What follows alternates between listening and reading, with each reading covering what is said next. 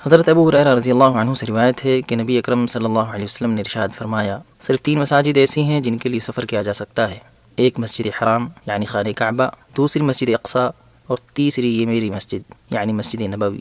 رواہ النسائی۔ سب سے پہلے مختصر طور پر مسجد حرام سے متعلق ضروری معلومات تحریر کرتے ہیں۔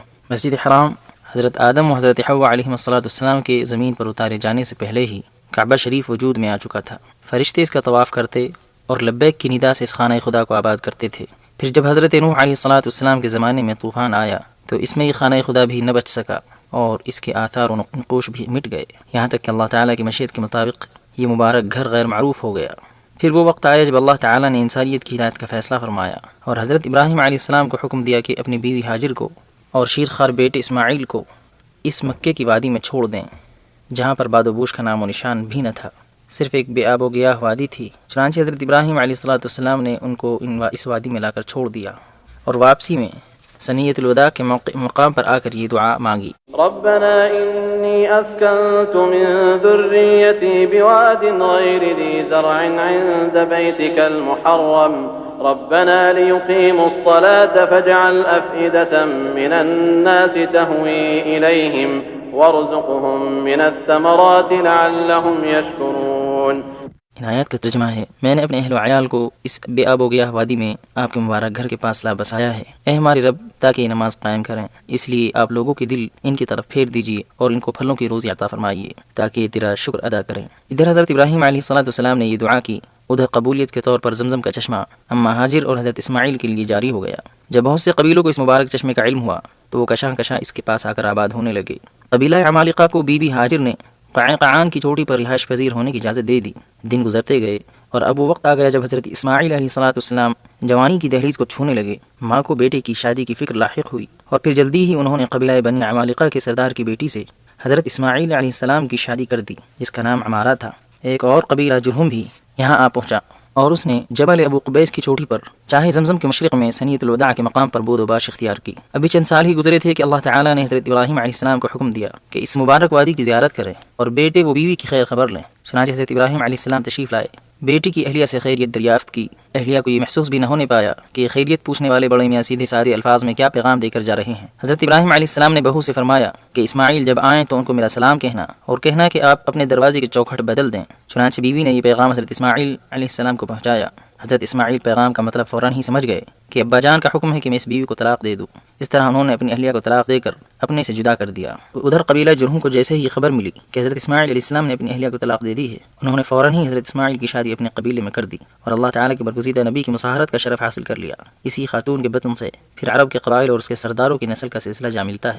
ادھر اللہ تعالیٰ کی مشیت میں یہ فیصلہ ہو چکا تھا کہ اس کا گھر آباد ہو، چنانچہ اللہ تعالیٰ نے حضرت ابراہیم علیہ السلام کو بیت اللہ شریف کی جگہ کی نشاندہی کرائی، اس کی بنیادوں سے باخبر کیا۔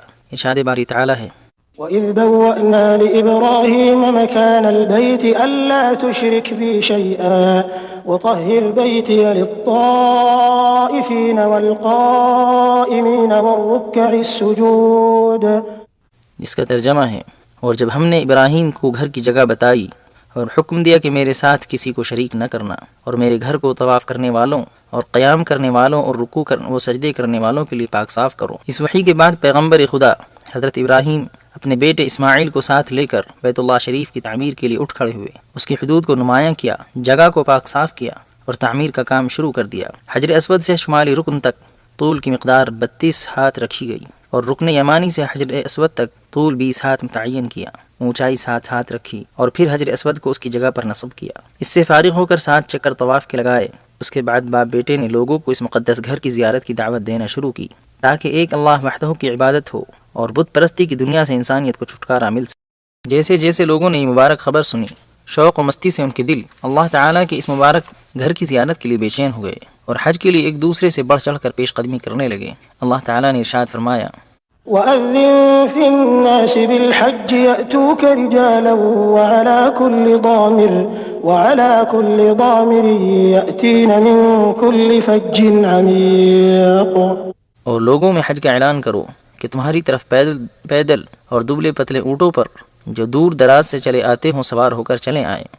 اس مبارک گھر کی تولیت کی ذمہ داری تا حیات حضرت اسماعیل علیہ السلام نے نبھائی۔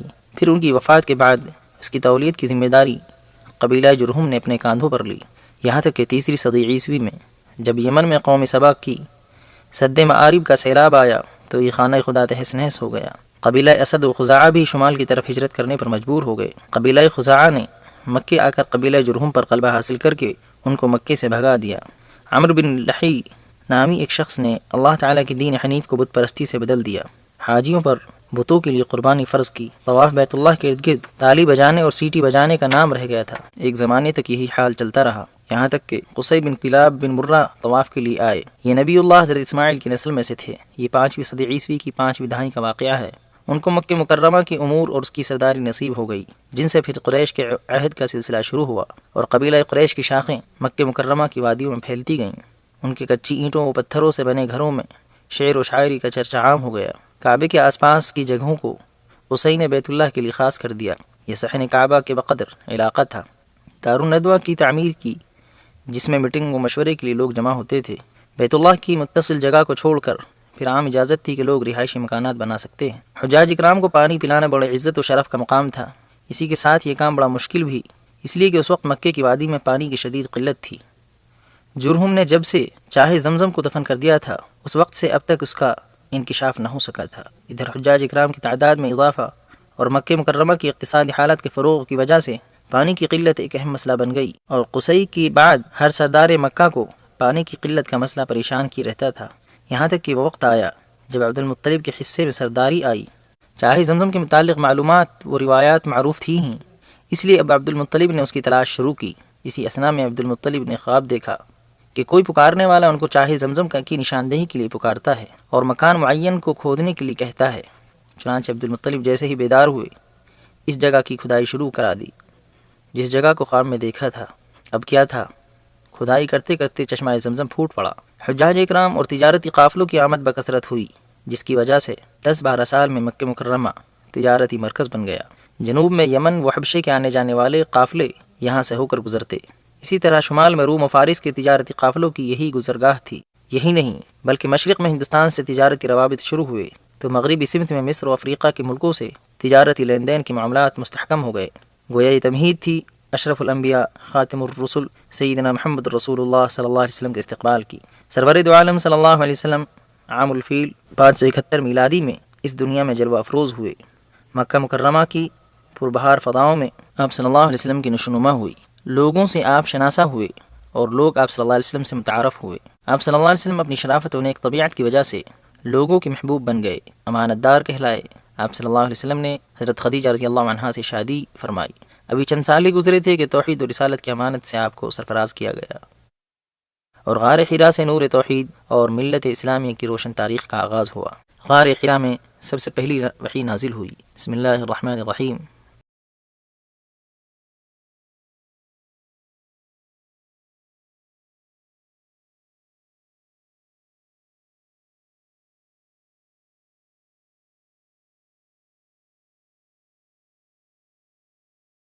پڑھیے اپنے اس رب کے نام سے جس نے پیدا کیا انسان کو خون کے لوتھڑے سے۔ پڑھیے اور تمہارا رب بڑا کریم ہے، جس نے قلم سے سکھایا انسان کو وہ سکھایا جو وہ نہیں جانتا تھا۔ وہ سب سے پہلی وحی تھی جو رسول اللہ صلی اللہ علیہ وسلم پر نازل ہوئی اور جس کی روشنی مکے کی وادی سے نکل کر چہاردانگ عالم میں پہنچی۔ یہ دعوت اسلام 13 سال تک مکہ مکرمہ ہی میں رہی، جہاں صاحب دعوت و فخر رسول صلی اللہ علیہ وسلم کو حقد و حسد، ایذا و تکلیف کا شدید سامنا کرنا پڑا۔ آپ صلی اللہ علیہ وسلم کے خلاف قتل کی سازشیں بنائی گئیں۔ اس پر ہی بس نہیں بلکہ آپ کے ساتھ آپ کے خاندان اور صحابہ کرام کا 3 سالہ بائیکاٹ کیا۔ بالآخر حضور صلی اللہ علیہ وسلم کو ہجرت کی دعوت دے دی گئی۔ اب کیا تھا، کفار کو جیسے ہی اندازہ ہوا کہ اب محمد صلی اللہ علیہ وسلم مکہ چھوڑنے والے ہیں، سب کے سب مشرکین اکٹھا ہوئے اور سرور دو عالم صلی اللہ علیہ وسلم کے گھر کا محاصرہ کر لیا۔ ادھر یہ مکر و فریب کا جال بچھا رہے تھے، ادھر اللہ تعالیٰ نے ان کے فریب کاری کی ناکامی کا فیصلہ فرما لیا تھا۔ چنانچہ رسول اللہ صلی اللہ علیہ وسلم معجزانہ طور پر سورہ یاسین کی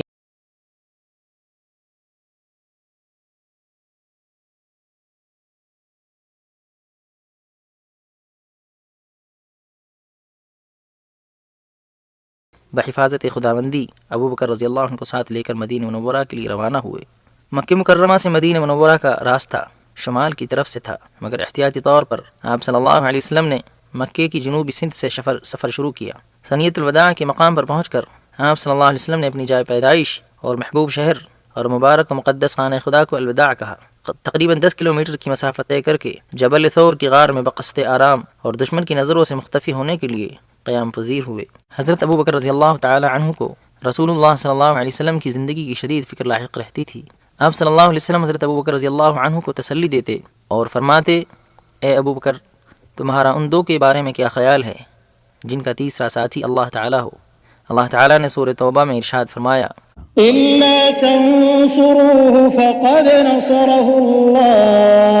فقد نصره الله إذ أخرجه الذين كفروا ثاني اثنين إذ هما في الغار إذ يقول لصاحبه لا تحزن إن الله معنا۔ اس کا ترجمہ یہ ہے، اگر تم پیغمبر کی مدد نہ کرو گے تو خدا ان کا مددگار ہے، اور وہ وقت تم کو یاد ہوگا جب ان کو کافروں نے گھروں سے نکالا، اس وقت دو ہی شخص تھے جب وہ دونوں غار ثور میں۔ اس وقت پیغمبر اپنے رفیق و ساتھی کو تسلی دیتے تھے کہ غم نہ کرو، خدا ہمارے ساتھ ہے۔ آپ صلی اللہ علیہ وسلم مدینہ تشریف لے آئے، مگر آپ کا دل برابر بیت اللہ شریف کی زیارت کے لیے مشتاق رہا۔ چنانچہ 6 سال بعد سن 6 ہجری میں آپ صلی اللہ علیہ وسلم 500 صحابہ اکرام کے ہمراہ عمرے کی غرض سے مکے کے لیے روانہ ہوئے۔ ساتھ میں تلوار کے علاوہ کوئی اسلحہ نہیں لیا۔ قریش مکہ کو جیسے ہی آپ صلی اللہ علیہ وسلم کی مکے آمد کی اطلاع ملی، انہوں نے 200 شہ سواروں کو بھیجا تاکہ ان کو مکے داخل ہونے سے روک دیں۔ ادھر رسول اللہ صلی اللہ علیہ وسلم نے اپنے رفاقہ کو حکم دیا کہ وہ مکے کی مغربی جانب ثنیۃ المراد، جو حدیبیہ کا نشیب راستہ ہے، وہاں کا رخ کریں۔ اس طرح ان 200 شہ سواروں سے جنگ کی نوبت نہ آ سکی۔ اب رسول اللہ صلی اللہ علیہ وسلم نے مسلمانوں کا ایک وفد قریش کے پاس بھیجا کہ ہمیں عمرے کی اجازت دے دی جائے۔ اس وفد کی واپسی میں تاخیر ہوئی اور یہ خبر پھیل گئی کہ مسلمانوں کے وفد کو قتل کر دیا گیا۔ یہ خبر جیسے ہی ملی، رسول اللہ صلی اللہ علیہ وسلم نے حدیبیہ کے مقام پر ہی درخت رضوان کے نیچے مسلمانوں سے قریش سے جنگ کے لیے بیعت لی۔ تمام مسلمانوں نے اس بیعت میں حصہ لیا۔ جب قریش کو اس بیعت کا علم ہوا تو قریش کی آنکھیں کھلیں اور پھر قریش مکہ نے صلح کی پیشکش کی۔ رسول اللہ صلی اللہ علیہ وسلم نے اس پیشکش کو قبول فرما لیا اور مسلمان حدیبیہ سے واپس ہوئے، اس شرط پر کہ اگلے سال پھر عمرے کے لیے آئیں گے۔ اب 8ویں ہجری میں قریش نے عہد و پیمان توڑا، جس کی بنا پر رسول اللہ صلی اللہ علیہ وسلم نے 4 لشکروں کی تیاری کا حکم دیا۔ ایک لشکر مقدمے کے طور پر آگے روانہ کیا، دوسرے لشکر کو ہدایت تھی کہ وہ مکے کے نشیبی علاقے سے داخل ہو، تیسرے لشکر کو ہدایت دی کہ وہ مغربی سمت وعیکان پہاڑ کی چوٹی سے ہوتے ہوئے مکے میں داخل ہو، چوتھے لشکر کو حکم دیا کہ وہ جبل ہند کے سامنے سے ہوتے ہوئے مکے میں داخل ہو، نیز یہ حکم دیا کہ میرے لیے بیت اللہ کے سامنے ہی چوٹی پر علم گاڑ دیا جائے۔ بالآخر رسول اللہ صلی اللہ علیہ وسلم کو بغیر جنگ کے ہی فتح حاصل ہو گئی، امن و امان ہو گیا، خطرات کے بادل چھٹ گئے، بیت اللہ شریف کے حقیقی وارثین آ چکے تھے۔ مکہ مکرمہ توحید کی صداؤں سے گونج اٹھا، شرک و کفر کے جھوٹے خداؤں میں زلزلہ آ چکا تھا، مورتیاں لرزہ بر اندام تھیں۔ اب مکہ مکرمہ بت پرستی و شرک کی گندگی سے پاک ہو چکا تھا۔ کلمہ توحید لا الہ الا اللہ محمد رسول اللہ صلی اللہ علیہ وسلم کی صدائیں اب مکہ مکرمہ کی گلی کوچوں میں ضیاء پاشی کر رہی تھیں۔ حرم شریف کی حدود، جن کو حضرت جبریل علیہ السلام کی نشاندہی پر ابراہیم خلیل اللہ نے متعین کیا تھا، زمانے سے پامال ہو رہی تھیں، اب دوبارہ ان کی حرمت واپس آ گئی۔ غیر مسلموں کا داخلہ حدود حرم کے اندر ممنوع قرار دے دیا گیا۔ حرم کی حدود پر علامتی نشانیاں نصب کر دی گئیں۔ مکے کے شمال میں حرم کی حد تنعیم ہے، جس کا فاصلہ مکے سے 6 کلومیٹر ہے۔ شمال مشرق میں وادی نخلہ میں حدود حرم ہے، جو مکہ مکرمہ سے 14 کلومیٹر دور ہے۔ مکے کے جنوب میں ایک جگہ قضا ہے، یہاں پر حرم شریف کی حد ختم ہوتی ہے، اس کا فاصلہ مکے سے 12 کلومیٹر ہے۔ مغربی سمت میں حرم کی حد شمیسی کے مقام پر ہے، جہاں سے مکے کی مسافت 15 کلومیٹر ہے۔ مکہ مکرمہ کا ذکر قرآن پاک میں کئی ناموں سے آیا ہے۔ مکہ مکرمہ کے نام، مکے کے ناموں میں سے ایک نام البلد الحرام ہے، جیسا کہ سورہ نمل آیت نمبر 91 میں وارد ہوا ہے۔ اعوذ باللہ من الشیطان الرجیم، بسم اللہ الرحمن الرحیم۔ إنما أمرت أن أعبد رب هذه البلدة الذي حرمها وله كل شيء أم القرى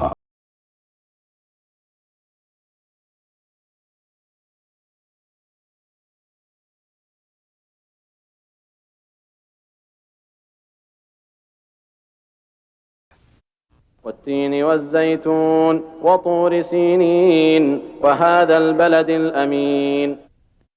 معاد. إن الذي فرض عليك القرآن لرادك إلى معاد. مکہ.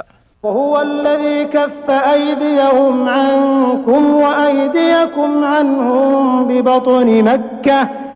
ایک نام بکہ بھی قرآن میں وارد ہوا ہے. إن أول بيت وضع للناس للذي ببكة مباركا وهدى للعالمين. سعودی دور حکومت آیا تو اس نے شہر مکہ کی خاص پلان کے تحت ترقیاتی کام شروع کیے، اس لیے کہ مسجد حرام کو جانے والے راستے اور گلیاں نہایت تنگ تھیں.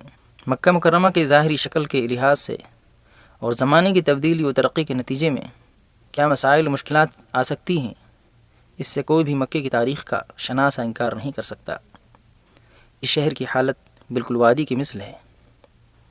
اس پر محیط پہاڑی چوٹیاں وادی ابراہیم، وادی طوا اور وادی فتح تک پھیلی ہوئی تھیں. اونچی وادی وادی محصر ہے. مکہ مکرمہ کا موسم خشک گرم ہے سال کے اکثر حصے میں، جس میں درجہ حرارت 30 سے 45 کے درمیان رہتا ہے.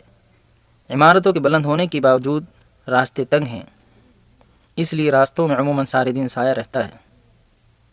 حرم شریف کی سب سے پہلی توسیع خلیفہ راشد حضرت عمر بن الخطاب رضی اللہ عنہ نے سن 17 ہجری میں کرائی. اس کے بعد 18 ہجری میں حضرت عثمان غنی رضی اللہ عنہ نے توسیعی کام کرایا. اس کے بعد سے دور اموی، دور عباسی اور اسی طرح عثمانی و سعودی دور حکومت کے مختلف وقتوں میں حرم شریف کا توسیعی کام ہوتا رہا. دور سعودی میں سعودی فرمانروا شاہ عبدالعزیز آل سعود نے 1368 ہجری میں حرم شریف کی توسیع کا اعلان کیا. یہ تاریخ کی اپنی نوعیت کی اہم ترین توسیع تھی، جس میں 20 سال تک مسلسل کام چلتا رہا، جس میں حرم شریف کے خارجی ساحات کی توسیع نہایت اہمیت کی حامل ہے، جس کا کل رقبہ 1,60,000 مربع میٹر ہے، جبکہ سابقہ رقبہ صرف 19,000 میٹر تھا. مسجد حرام کی دونوں منزلوں کے اندرونی و بیرونی حصوں میں پتھروں کے ٹائل لگا دیے گئے. اسی کے ساتھ عثمانی دور کی ساری تعمیرات کو بھی اصلاح و ترمیم سے سنوارا گیا. نیز سعودی دور حکومت کی توسیع کو عثمانی توسیع سے ملا دیا.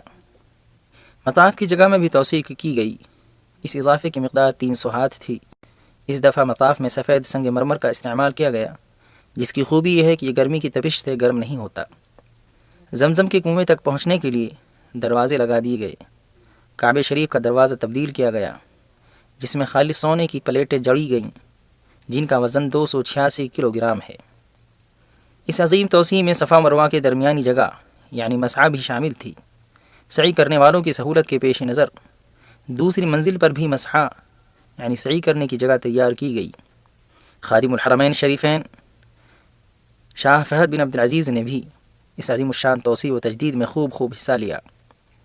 چنانچہ ان کے فرمان پر مسعی کے درمیانی حصے میں پل نما 6 گزرگاہیں بنائی گئیں. نمازیوں کی سہولت کے لیے دوسری منزل پر چڑھنے کے لیے بجلی کے زینے نصب کیے گئے. مسجد حرام کی چھت کو نماز کے قابل بنایا گیا تاکہ وقت ضرورت یہ چھت نماز کے لیے استعمال ہو سکے. عصر حاضر میں بدلتے ہوئے حالات اور نقل و حرکت اور مواصلات کی فراوانی اور سفری سہولتوں نے حجاج کی تعداد میں خاطر خواہ اضافہ کر دیا، یہاں تک کہ توسیع مذکورہ بھی تنگ پڑ گئی. اس لیے خادم الحرمین شریفین شاہ فہد بن عبدالعزیز نے ماہ صفر 1409 ہجری میں مزید توسیع کا فوری طور پر حکم دیا اور اس کی بنفس نفیس بنیاد رکھی. اس توسیع کی لاگت کا تخمینہ 6,800 ملین ریال تھا. اس میں حرم شریف کے مغربی سمت چھوٹے بازار والے صحن کی توسیع بھی شامل تھی. اس توسیع میں اس کا لحاظ رکھا گیا کہ ڈیزائن اور ظاہری شکل سابق حرم کی عمارت سے مختلف نہ ہونے پائے.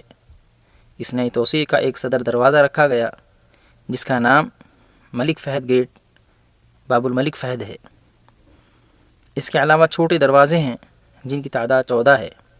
پرانے دروازے ان کے علاوہ ہیں. اس نئی توسیع میں 2 مینارے بھی بنائے گئے جن کی بلندی 180 میٹر ہے. یہ دونوں مینارے طرز تعمیر اور رنگ و روپ اور بلندی میں دوسرے قدیم ساتوں میناروں کے مشابہ ہیں۔ اس توسیع میں بجلی کے 2 زینے مزید لگائے گئے ہیں جن کے لیے مخصوص انداز کی عمارت تیار کی گئی ہے۔ ایک شمالی جانب ہے جبکہ دوسری جنوب کی سمت میں ہے۔ مسجد حرام کے خارجی صحن یعنی ساحات کو سفید پتھروں سے مزین کیا گیا ہے جس میں گرمی اثر انداز نہیں ہوتی۔ اس توسیع کے بعد اب تقریباً 10 لاکھ نمازی بیک وقت مسجد حرام میں نماز ادا کر سکتے ہیں۔ رمضان کے آخری عشرے کا جو دل ربا منظر ہوتا ہے ویسا منظر سارے سال نہیں ہوتا۔ ان دنوں میں تراویح اور قیام اللیل کا خاص اہتمام ہوتا ہے۔ لوگ خشوع و خضوع کے ساتھ اپنے رب کے حضور حاضر ہو کر بچشم نم دعا و استغفار کرتے ہیں اور مغفرت کے طالب ہوتے ہیں، اور بلا شبہ اللہ تعالیٰ کے سوا کون ہے جو مغفرت کر سکے؟ وَمَن يَغْفِرُ الذُّنُوبَ إِلَّا اللَّهُ۔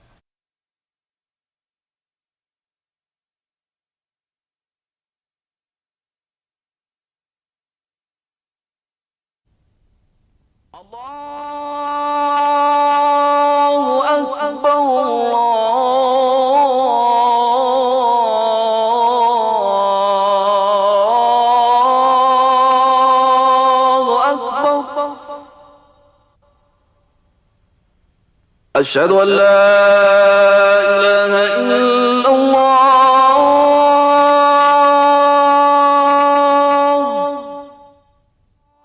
اب ہم مختصراً مسجد اقصیٰ سے متعلق کچھ معلومات ریکارڈ کرتے ہیں۔ مسجد اقصیٰ کی تاریخ 5000 سال سے زیادہ پرانی ہے۔ اس میں پہلے یبوسی قوم کے لوگ آباد، پھر عرب قبیلہ کنعان کی نسل کے لوگ آباد ہوئے جن کے دور میں یہ جگہ امن و سکون کا گہوارہ بن گئی۔ ان لوگوں نے مستقل تہذیب و تمدن کی بنیاد رکھی۔ خیر و برکات سے یہ سرزمین بہرور ہوئی۔ زیتون کا درخت محبت کی علامت اور امتنان و تشکر کا رمز تھا۔ اس سب کے باوجود یہاں کے باشندوں نے 25 سے زیادہ مرتبہ دشمنوں سے مقابلہ کیا، مگر ہمیشہ فتح یابی نصیب ہوئی اور یہ لوگ بآرام و سکون رہتے رہے۔ یہ شہر دوسرے بہت سے شہروں سے مختلف رہا ہے۔ یہ مہتم بالشان مقام ہے جہاں سے براہ راست زمین سے آسمان کا کنکشن جڑا تھا۔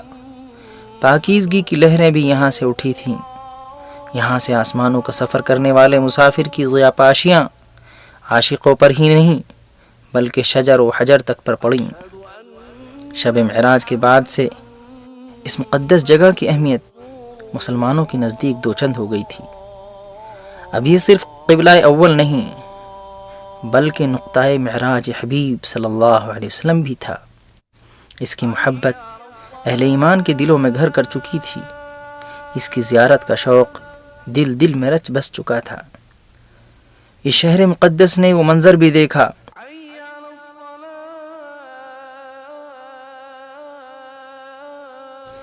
جب 636 میلادی میں حضرت عمر بن الخطاب رضی اللہ عنہ نے یہاں کا سفر کیا اور آپ کو اس مبارک خانہ خدا کی چابیاں سپرد کی گئیں، جس کے بعد اسلامی عہد میں یہ ارض مبارک تہذیب و تمدن کے بام عروج کو پہنچ چکی تھی۔ اور ایسا کیوں نہ ہوتا، آخر اس کے فاتح اول رہبر اعظم حضرت محمد رسول اللہ صلی اللہ علیہ وسلم کی ذات اقدس روح رواں تھی۔ حدیث شریف میں فرمایا گیا، برابر ایک جماعت ایسی رہے گی میری امت میں سے جو حق کے علم بردار ہوگی، دشمنوں پر غالب رہے گی، مخالف ان کو نقصان نہیں پہنچا سکتا۔ اس طرح جماعت رہے گی یہاں تک کہ اللہ تعالیٰ کا مقررہ وقت نہ آ جائے۔ صحابہ اکرام رضی اللہ عنہ نے دریافت کیا، یا رسول اللہ یہ جماعت کہاں ہوگی؟ آپ صلی اللہ علیہ وسلم نے فرمایا، بیت المقدس اور اس کے آس پاس۔ مسجد اقصیٰ یا بیت المقدس کی پیمائش 1,46,000 مربع میٹر ہے، جس میں دیواروں کے اندر کا سارا علاقہ شامل ہے۔ اس میں کئی گزرگاہیں ہیں، برآمدے ہیں جن کو بادشاہوں اور عمرا نے بنوایا۔ پانی کی بھی کئی سبیلیں ہیں جن میں سب سے زیادہ مشہور قائتبائی سبیل ہے۔ میٹھے کنویں 25 سے زیادہ ہیں۔ یہ وہ مسجد ہے جس کی موجودہ شکل حضرت عمر بن خطاب رضی اللہ عنہ نے تیار کرائی اور تعمیری شروعات اموی خلیفہ عبد الملک بن مروان نے کی، اور تکمیل اس کے بیٹے ولید بن عبد الملک کے ذریعے 705 عیسوی میں ہوئی۔ قدیم زمانے میں مسجد میں جلنے والی قندیلوں کی تعداد 700 تھی۔ بعض لوگ مسجد اقصی نہیں آ سکتے تھے تو وہ قندیلوں میں جلنے کے لیے تیل بھیجتے تھے۔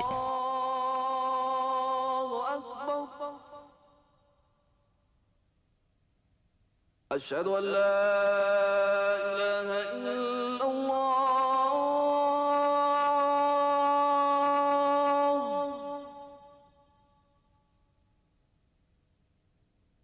أشهد أن یہاں ایک ایسا قبہ ہے جس کے بارے میں مورخین کا خیال ہے کہ یہ دنیا کی تعمیرات میں بے نظیر ہے اور نہایت خوبصورت ہے، جس کی تعمیری نگرانی 2 فلسطینی انجینئروں کے ذمے تھی۔ رجا بن حیا الکندی بیان کے باشندے تھے اور یزید بن سلام قدسی کے رہنے والے تھے۔ یہ 691 عیسوی کا واقعہ ہے جو عبد الملک بن یہ 691 عیسوی کا واقعہ ہے جو عبد الملک بن مروان کا زمانہ ہے۔ اس دور میں اموی سلطنت کا شعار ترازو تھا۔ قرآن کا دل سورہ یاسین شریف مسجد اقصی میں نہایت عمدہ طریقے پر کندہ کی گئی ہے۔ مسجد اقصی کے 10 دروازے ہیں۔ پرانے قدس شہر کے دروازوں کی تعداد 7 ہے۔ ان کے علاوہ مسجد اقصی اور شہر کے کچھ ایسے دروازے بھی ہیں جو بند ہیں۔ شہر کی خارجی حفاظتی دیواریں یعنی فصیلیں 17 دفعہ سے زیادہ منہدم ہوئی ہیں، مگر پھر جلد ہی دوبارہ تعمیر ہوتی رہی ہیں۔ مسجد اقصی کی تعمیر آخری بار 1546 عیسوی میں سلطان سلیمان قانونی کے ذریعے عمل میں آئی۔ 4 جانب اذان خانے بنائے گئے ہیں۔ برجوں کی تعداد 34 ہے۔ یہاں کی در و دیوار میں خیر و برکتیں مشاہد و محسوس ہیں۔ اذان خانوں کی خوبصورتی بھی قابل دید ہے۔ 30 جولائی 1980 عیسوی میں اسرائیلی کنیسے نے یہ اعلان کیا کہ قدس شہر اسرائیل کا پائے سلطنت ہمیشہ کے لیے بنایا جاتا ہے۔ اس قانون کی حمایت تمام پارٹیوں نے کی۔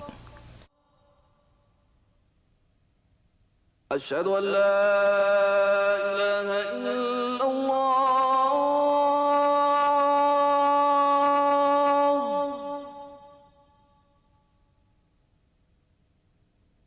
أشهد أن لا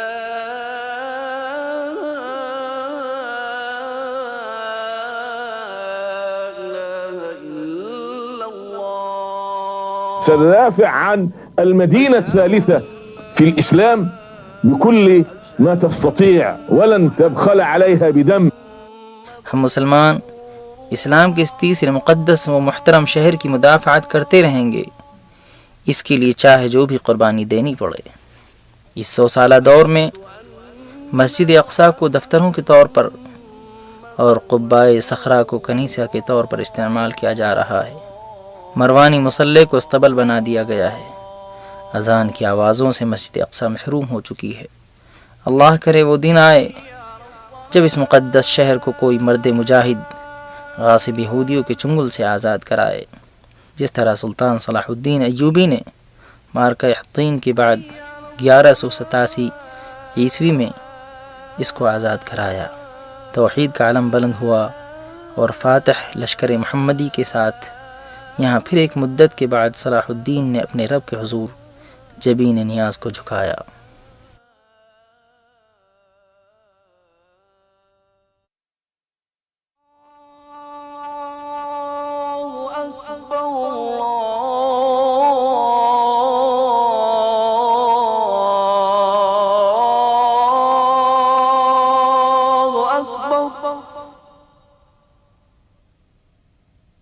أشهد أن لا إله إلا الله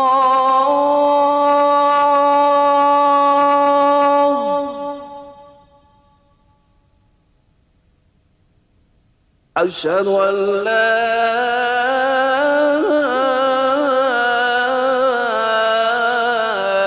إله إلا الله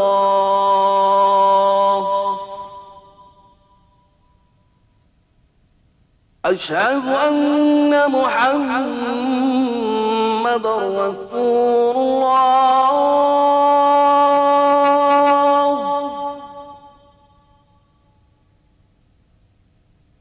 أشهد أن محمد رسول الله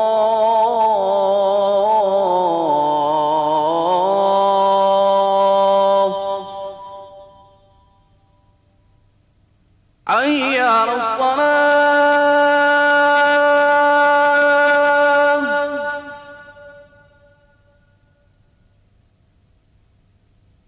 حي على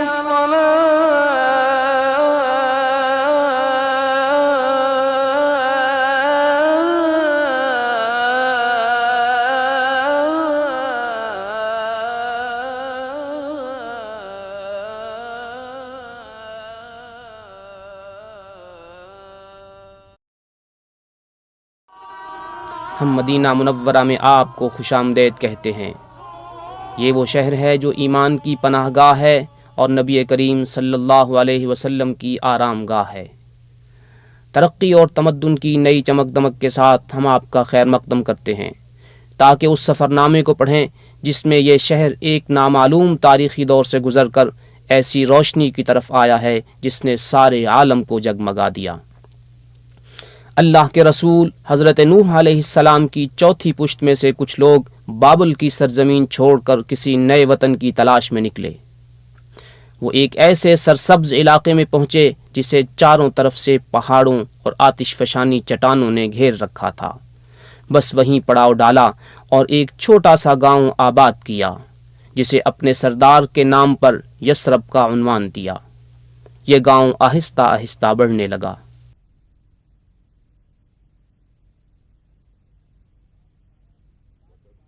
بعض روایات میں ہے کہ ہجرت نبوی سے 2300 سال پہلے قوم عمالیق نے اس میں بسیرا کیا اور ہجرت سے 1200 سال پہلے یہ علاقہ معینی سلطنت کا حصہ رہا۔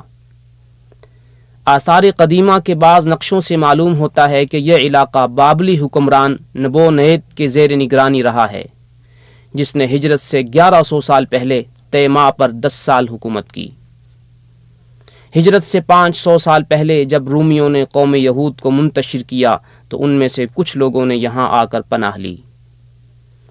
ہجرت سے 300 سال پہلے یمن کے 2 قبیلے اوس خزرج یہاں آ کر آباد ہو گئے۔ گزشتہ صدیوں میں مختلف لوگ انفرادی اور اجتماعی طور پر یہاں آ کر آباد ہوتے رہے۔ اس ملی جلی آبادی سے ایک ایسا معاشرہ وجود میں آیا جس نے کاشتکاری کے میدان میں خوب ترقی کی۔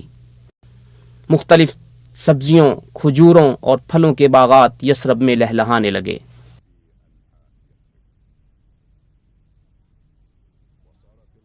شام اور یمن کے درمیان آنے جانے والے تجارتی قافلے یہاں سے گزرتے اور زاد راہ کے طور پر پینے کا پانی اور شیریں کھجور ہمراہ لیتے اور اہل یثرب کے ساتھ تجارتی لین دین بھی کرتے۔ ہجرت سے 120 سال پہلے اوس و خزرج کے درمیان جنگ چھڑ گئی۔ باہمی دشمنی اور انتقامی جذبات نے اس چنگاری کو سلگائے رکھا اور یہودی سازشیں اسے بھڑکاتی رہیں۔ زندگی کا نظام درہم برہم ہو گیا اور لوگوں نے ان حالات سے چھٹکارا حاصل کرنے کے لیے متبادل رستہ تلاش کرنا شروع کیا۔ ہجرت سے 3 سال قبل امید کی کرن پھوٹی جب موسم حج کے دوران قبیلہ خزرج کے چند آدمیوں کی ملاقات نبی اکرم صلی اللہ علیہ وسلم سے ہوئی۔ آپ نے انہیں اسلام کی دعوت دی اور قرآنی آیات کی تلاوت فرمائی۔ یہ سن کر وہ آپس میں کہنے لگے، اللہ کی قسم یہ تو وہی نبی معلوم ہوتے ہیں جن کا حوالہ دے کر یہودی ہمیں دھمکاتے رہتے ہیں، کہیں ایسا نہ ہو کہ وہ تم سے پہلے آپ پر ایمان لے آئیں۔ انہوں نے آپ سے عرض کیا کہ ہم اپنی قوم کو باہمی جنگ و جدال کی ایسی حالت میں چھوڑ کر آئے ہیں کہ شاید ہی کسی اور قوم کی یہ کیفیت ہو سکتا ہے کہ آپ کے ذریعے اللہ تعالیٰ ان میں یکجہتی اور صلح کرا دے۔ پھر انہوں نے اسلام قبول کیا اور یثرب لوٹ گئے۔ آئندہ سال خزرج کے 10 اور اوس کے 2 آدمیوں نے آپ صلی اللہ علیہ وسلم سے ملاقات کی، اسلام لائے اور آپ کے ہاتھ پر پہلی بیعت عقبہ کی۔ نبی اکرم صلی اللہ علیہ وسلم نے ان کے ہمراہ حضرت مصعب بن عمیر رضی اللہ عنہ کو بھیجا کہ وہ اہل یثرب کو گھر جا جا کر اسلام کی دعوت دیں۔ ان کے ہاتھ پر بہت سے لوگ ایمان لائے، جن میں اوس و خزرج کے بعض سردار بھی تھے۔ اس سے اگلے سال موسم حج میں یثرب کے 70 آدمی نبی اکرم صلی اللہ علیہ وسلم کی خدمت میں حاضر ہوئے اور دوسری بیعت عقبہ کی۔ نیز آپ صلی اللہ علیہ وسلم اور تمام مسلمانوں کو ہجرت کر کے یثرب آنے کی پیشکش کی تاکہ سب مل کر اسلامی معاشرہ تشکیل دیں۔ چنانچہ مسلمان یثرب کی طرف ہجرت کرنے لگے۔ پھر رسول اکرم صلی اللہ علیہ وسلم بھی حضرت ابوبکر صدیق رضی اللہ عنہ کے ہمراہ تشریف لائے۔ یثرب کے افق پر آفتاب رسالت طلوع ہوا اور یثرب کی کایا پلٹ گئی۔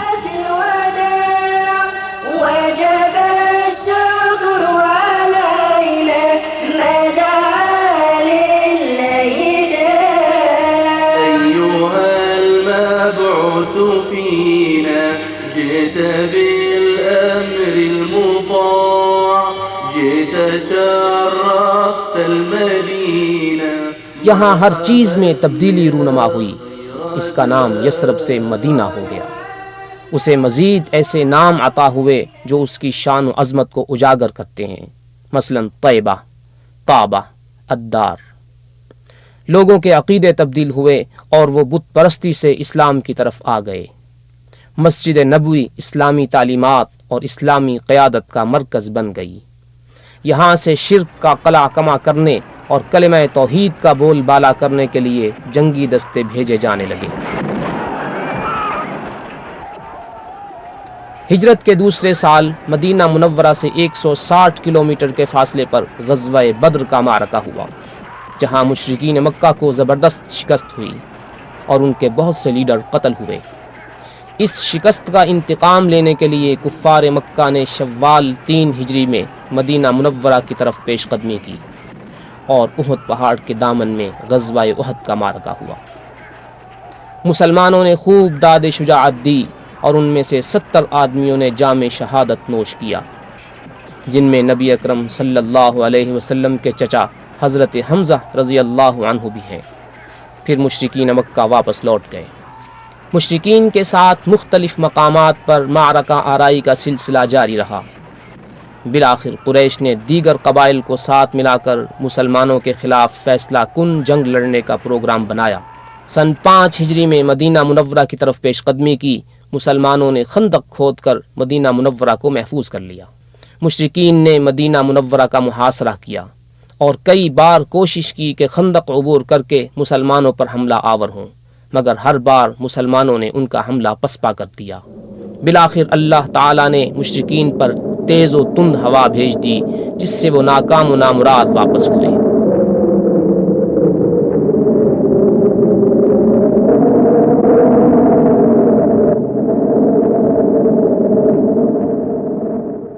نبی اکرم صلی اللہ علیہ وسلم اور آپ کے خلفائے راشدین کے دور میں مدینہ منورہ مسلمانوں کی عظیم سلطنت کا دارالحکومت رہا۔ لوگ آپ صلی اللہ علیہ وسلم اور آپ کے خلفائے راشدین سے ملاقات کا شرف حاصل کرنے کے لیے مدینہ منورہ میں حاضر ہوتے۔ یہاں پہنچ کر مسجد نبوی میں نماز ادا کرتے اور بارگاہ رسالت میں سلام پیش کرتے۔ جب مسلمانوں کی تعداد بڑھ گئی تو مسجد نبوی کی توسیع کی ضرورت پیش آئی۔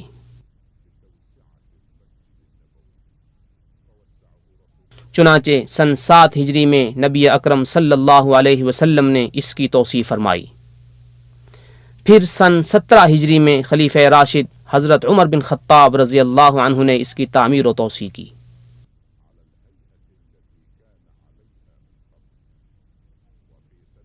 سن 30 ہجری میں حضرت عثمان ابن عفان رضی اللہ عنہ نے منقش پتھروں سے اس مسجد کی تعمیر و توسیع کی۔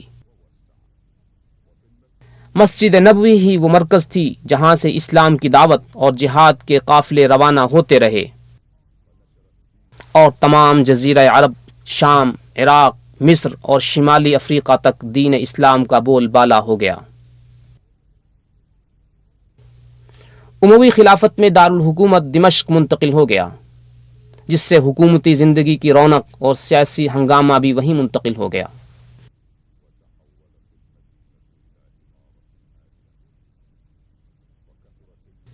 دوسری طرف مدینہ منورہ میں زرعی ترقی اس قدر ہوئی کہ وادی عقیق کے کنارے پر مکان بنانے کے لیے کوئی جگہ باقی نہ رہی۔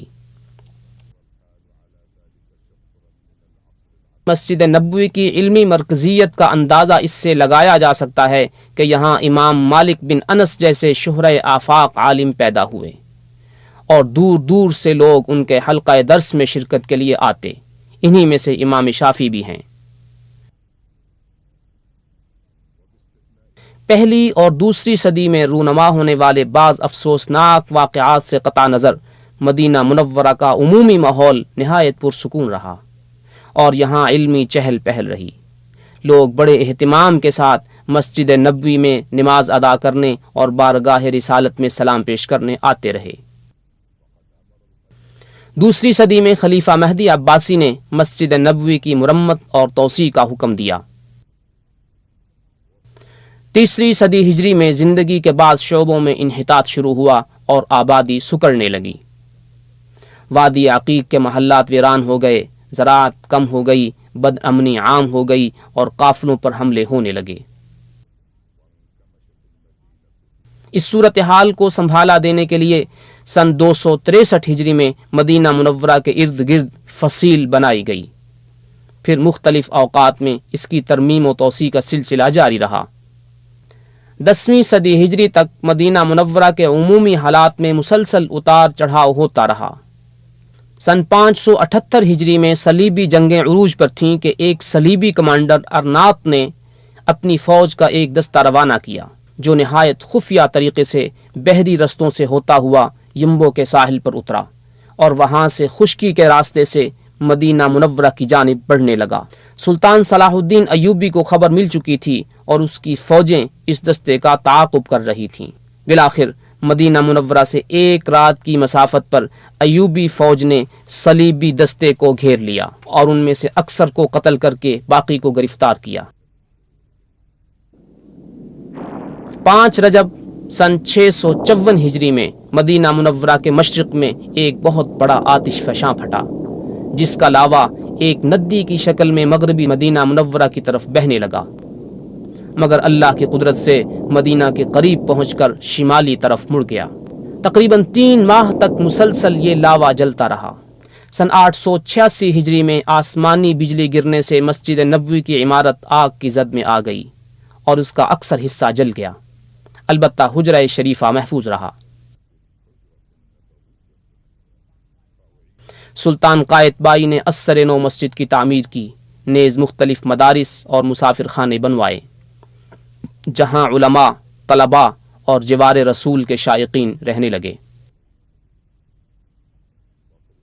10ویں صدی ہجری سے مدینہ منورہ میں عثمانی دور کا آغاز ہوا جو 400 سال تک باقی رہا۔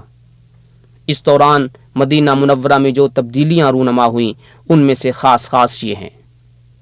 مدینہ کے گرد فصیل کی تجدید ہوئی اور ایک وسیع اور محفوظ قلعہ تعمیر ہوا۔ بدامنی کی روک تھام کے لیے ایک فوجی دستہ متعین کیا گیا جس سے امن و امان کی صورتحال بہتر ہوئی، مگر کچھ عرصہ بعد فوجی قیادت میں اقتدار کی رسا کشی ہونے لگی، انتظامی ادارے کمزور ہو گئے، بد امنی پھیلنے لگی اور قافلوں پر حملوں کا سلسلہ پھر زور پکڑ گیا۔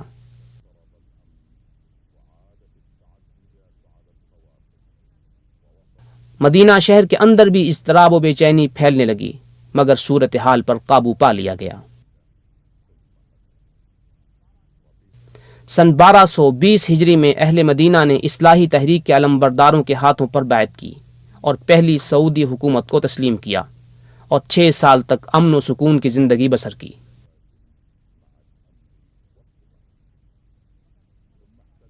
مگر محمد علی پاشا کے بیٹے توسون پاشا نے مدینہ منورہ پر دوبارہ قبضہ کر کے اسے حکومت عثمانیہ میں ضم کر لیا۔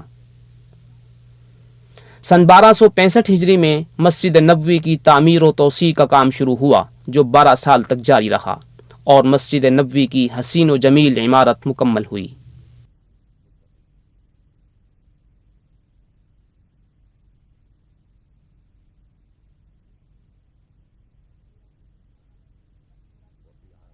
سن 1318 ہجری میں ایک طاقتور وائرلیس اسٹیشن نصب کیا گیا جس کے ذریعے مدینہ کو ترکی دارالحکومت استنبول سے جوڑ دیا گیا۔ نیز مدینہ منورہ سے دوسرے شہروں کے ساتھ رابطہ بھی ممکن ہو گیا۔ سن 1326 ہجری میں دمشق سے مدینہ منورہ تک ریلوے لائن نصب کی گئی جس سے مدینہ منورہ کی اقتصادی اور معاشرتی زندگی میں زبردست تبدیلی آئی۔ تجارت کو فروغ ہوا، دولت کی بہتات ہو گئی اور مدینہ کی آبادی 10,000 سے بڑھ کر 80,000 تک جا پہنچی۔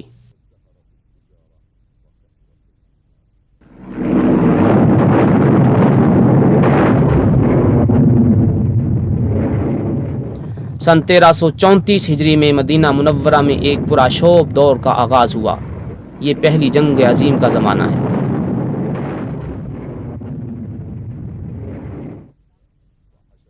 خلافت عثمانیہ کے ایک فوجی جرنیل فخری پاشا نے مدینہ منورہ میں بھاری فوج جمع کی اور مدینہ کے ارد گرد مورچہ بندی کر لی اور شریف حسین کی فوج کا مقابلہ کیا۔ جنگی حالات کے پیش نظر اس نے پہل لوگوں کو رضاکارانہ طور پر مدینہ سے نکل جانے کو کہا، مگر بالآخر یہاں کی اکثریت کو نقل مکانی پر مجبور کر دیا۔ باقی ماندہ لوگوں کو 3 سال سے زیادہ ناکہ بندی، غلے کی کمی اور انتہائی مہنگائی کا سامنا کرنا پڑا۔ سن 1337 ہجری میں خلافت عثمانیہ کا خاتمہ ہو گیا اور اس کی فوجیں اس علاقے سے نکل گئیں۔ زمام حکومت شریف ہاشمی نے سنبھال لی۔ یوں اہل مدینہ کو جنگی صورتحال سے نجات ملی، البتہ شہر کی آبادی 15,000 رہ گئی۔ حالات معمول پر آئے لیکن تھوڑے ہی دنوں بعد اقتصادی صورتحال خراب ہو گئی۔ ہنگامے اور فتنے دوبارہ شروع ہو گئے۔ انتظامیہ کی گرفت کمزور پڑ گئی۔ خصوصاً حالات اس وقت اور زیادہ خراب ہو گئے جب ہاشمی حکومت کا سعودی فوج سے ٹکراؤ ہوا جو پیش قدمی کرتے ہوئے مدینہ منورہ کے قریب پہنچ چکی تھی۔ اب نجات کی یہی ایک صورت تھی کہ توحید کا راستہ اختیار کیا جائے، جس کی قیادت ملک عبدالعزیز بن عبد الرحمن آل سعود کر رہے تھے، جنہوں نے اس ملک کی مختلف ریاستوں کو ملا کر ایک وسیع اور مضبوط حکومت کی بنیاد ڈالی تھی۔ 19 جمادی الاولیٰ 1344 کو اہل مدینہ کے ایک وفد نے باضابطہ طور پر ملک عبدالعزیز کے ہاتھ پر بیعت کا اعلان کیا۔ یہ مدینہ منورہ کی تاریخ کا ایک اہم موڑ تھا جہاں سے ایک نئے اور خوشگوار دور کا آغاز ہوا جو امن و استحکام اور ترقی کا دور ہے۔ 23 ربیع الثانی سن 1345 ہجری میں ملک عبدالعزیز نے مدینہ منورہ کی زیارت کی اور اہل مدینہ اور مختلف قبائل اور ان کے نمائندوں سے ملاقاتیں کی۔ سن 1370 ہجری میں ملک عبدالعزیز نے مسجد نبوی کی توسیع کا حکم دیا، چنانچہ مسجد نبوی کے قرب و جوار کی زمینیں خرید لی گئیں اور مسجد کے شمالی دالانوں کو گرا کر دوبارہ تعمیر کیا گیا اور مسجد میں 6,000 مربع میٹر کا اضافہ ہوا۔ مسجد کی پرشکوہ عمارت تیار ہو گئی جس کے وسیع دالانوں میں ہزاروں نمازیوں کی گنجائش تھی۔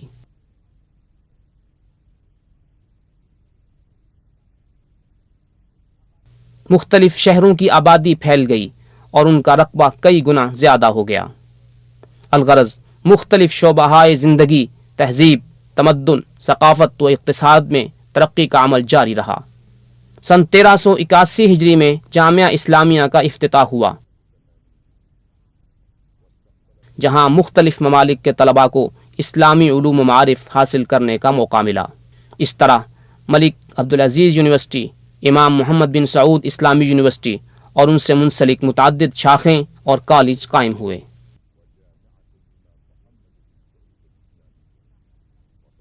مدینہ منورہ میں ایک ماہ نامہ المنہل کے نام سے جاری ہوا، پھر روزنامہ المدینۃ المنورہ شائع ہونے لگا جس نے ثقافتی شعور بیدار کرنے میں اہم کردار ادا کیا۔ 15ویں صدی ہجری کے پہلے عشرے میں چند نمایاں تبدیلیاں واقع ہوئیں۔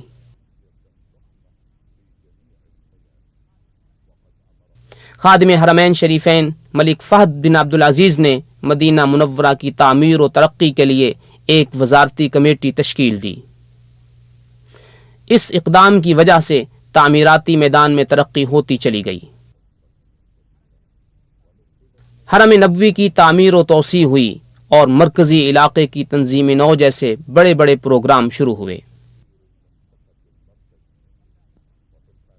15 صفر سن 1405 ہجری میں خادم حرمین شریفین ملک فہد بن عبدالعزیز نے مسجد نبوی کی تعمیر و توسیع کا سنگ بنیاد رکھا اور اس عظیم الشان تعمیراتی منصوبے کا آغاز ہوا۔ مسجد نبوی کے ارد گرد قریبی علاقے خرید لیے گئے اور ان کے مالکان کو دریا دلی کے ساتھ معاوضہ دیا گیا۔ پھر ایک طویل کارروائی کے ذریعے تمام مکانات گرائے گئے، گہری بنیادیں کھودی گئیں، بھاری کرین نصب کیے گئے اور عمارت کی تعمیر شروع ہو گئی۔ باجماعت نماز میں کسی خلل اندازی کے بغیر مسجد نبوی کا تعمیراتی پروگرام 9 سال تک جاری رہا۔ مدینہ منورہ کے امیر شہزادہ عبد المجید بن عبدالعزیز کی نگرانی کے سبب یہ عظیم منصوبہ اپنے اعلیٰ معیار کے مطابق بہت جلد مکمل ہوا۔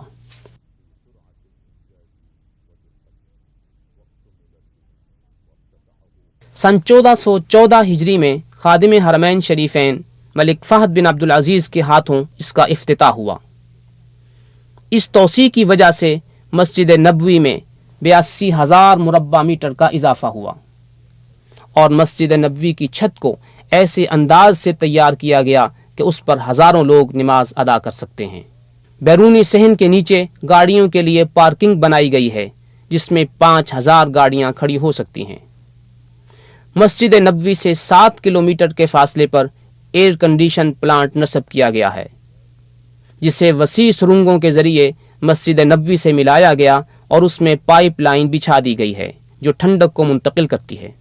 اب مسجد نبوی فن تعمیر کا ایک نادر نمونہ بن چکی ہے جہاں زائرین عبادت کے دوران نہایت راحت و سکون محسوس کرتے ہیں۔ ذلك فضل الله يؤتيه من يشاء والله ذو الفضل العظيم۔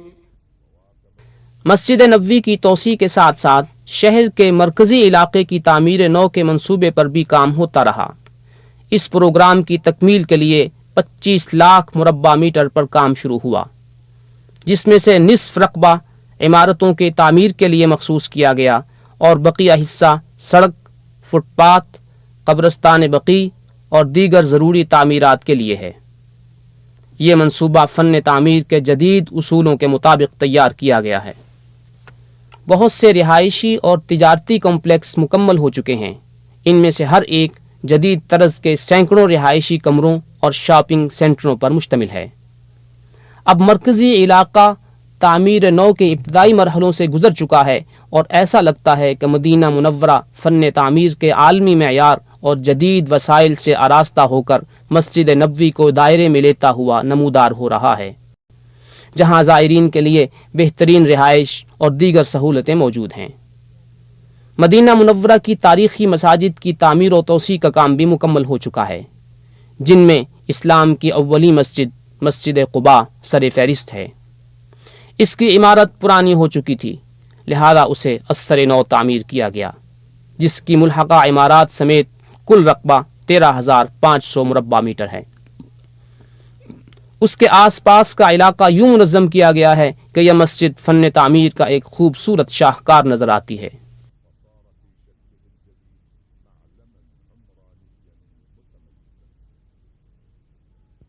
مسجد أسس على التقوى من أول يوم أحق أن تقوم فيه رجال يحبون أن يتطهروا والله يحب المطهرين۔ مدینہ منورہ کے میقات ذوالحلیفہ میں بھی ایک چھوٹی سی تاریخی مسجد تھی جہاں سے حج و عمرے کا احرام باندھتے ہیں۔ خادم حرمین شریفین نے اس کی تعمیر و توسیع کا حکم دیا۔ یہ مسجد اس انداز سے تعمیر کی گئی ہے کہ اس کے ارد گرد احرام باندھنے کے علاوہ دیگر ضروری سہولتیں موجود ہیں۔ یہ منصوبہ 90,000 مربع میٹر پر مکمل ہوا۔ اس مسجد میں 5,000 نمازیوں کی گنجائش ہے۔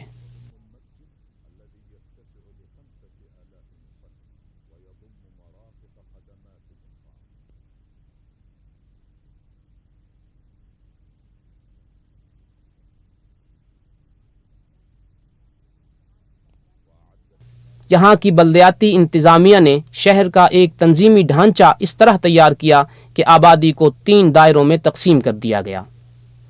تمام محلوں میں باغیچے لگوائے تاکہ مدینہ ایک چمنزار بن جائے جس کی رعنائی اس کی عظمت کی آئینہ دار ہو اور ان ایمانی اقدار کی عکاس ہو جو ہمیشہ سے اس کا طرہ امتیاز رہا ہے۔ نیز یہاں کے مکین اور زائرین ایمانی حلاوت اور روحانی سکون محسوس کریں اور پرسکون قیام سے بہرہ مند ہوں۔ اسی ترقی کی ایک یادگار جس پر تاریخی اور ایمانی چھاپ ہے وہ شاہ فہد کمپلیکس ہے جو دنیا میں قرآن کریم کی خدمت و طباعت کا سب سے بڑا مرکز ہے۔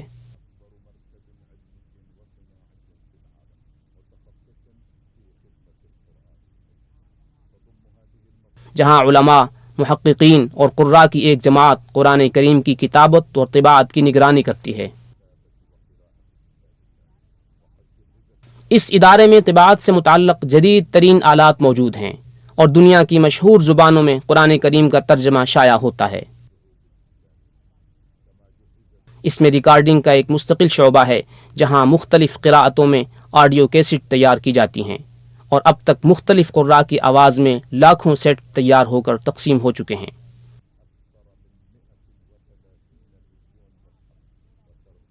یہاں اب تک 14 کروڑ سے زیادہ قرآن کریم اور اس کے مختلف ترجمے چھپ چکے ہیں۔ یوں مدینہ کی سرزمین جو عہد نبوی میں اسلام کا پیغام پھیلانے کے کام آئی تھی، آج بھی اسے 4 دانگ عالم پھیلا رہی ہے، اور یہ پریس اس کارگزاری کی یاد تازہ کرتا ہے جب حضرت ابوبکر صدیق اور حضرت عثمان رضی اللہ عنہ نے قرآن کریم کو یکجا کیا اور ایک رسم الخط میں لکھوا کر مختلف اسلامی علاقوں میں روانہ کیا۔ یہ سب کچھ مدینہ منورہ کی عظمت کے واضح نشان ہیں، لہٰذا اسی کا حق ہے کہ کتاب اللہ کی خدمت کا شرف ہمیشہ اسے حاصل رہے۔